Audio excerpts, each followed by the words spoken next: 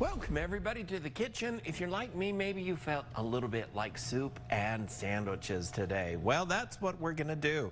And I'm doing it in a really easy way. You know, I can bottle my own tomato juice and meats and things like that as self-preservation. I think it's a good habit to get into, especially after what I learned from COVID, how the shelves just emptied. So I like to have food storage, starting with my tomato juice here. And to this, I'm going to add, about a tablespoon of some chicken bouillon.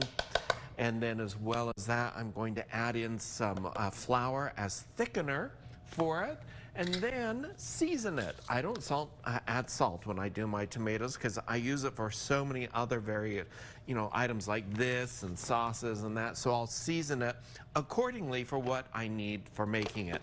Now the flour is going to thicken that up and make it nice and creamy and thick like a tomato soup, like we're used to. And once that's all thick, blended and combined, I'm going to add it into a pot, and then I'll let this come up to a simmer for about 6 to 8 minutes, or to let that actually thicken up in there. Now I'm creating 2 types of salads here, meat salads to go on bread for sandwiches. I have a beef, I have a chicken, and I love to add garbanzo beans into the chicken. It adds a really nice flavor and texture. You can do the same in the if you want to. It's just kind of a fun addition if you haven't tried it. Now I am slicing up some green onions because I'm going to add those into both of these salads. And then I created and made up some fresh mayonnaise. I love fresh mayonnaise because it has such a wonderful flavor to it. And I used extra virgin olive oil in it. Thus the reason why it's more green now. And so that's going to be the mayonnaise that's going to go in there as our binding agents to actually bind those together. And when we come back, we'll finish it all up with the soup and the sandwiches. It's kind of a soup and sandwich Monday. How's that? Sounds great. Okay. I know, did you see that? The matching mohawk. That's funny. I like it. Soup and sandwich. Oh, Ron, I've got a treat for you today. That was just, I just don't know where to go with that one for you. All right, let's finish them up, guys. So delicious. Now, I've added the mayonnaise, the binder in here, the onions are in here. I've seasoned salt and pepper. I've gone ahead and added all of it in here. So these are both ready to go, but I wanted to show that you can do this with any kind of meat.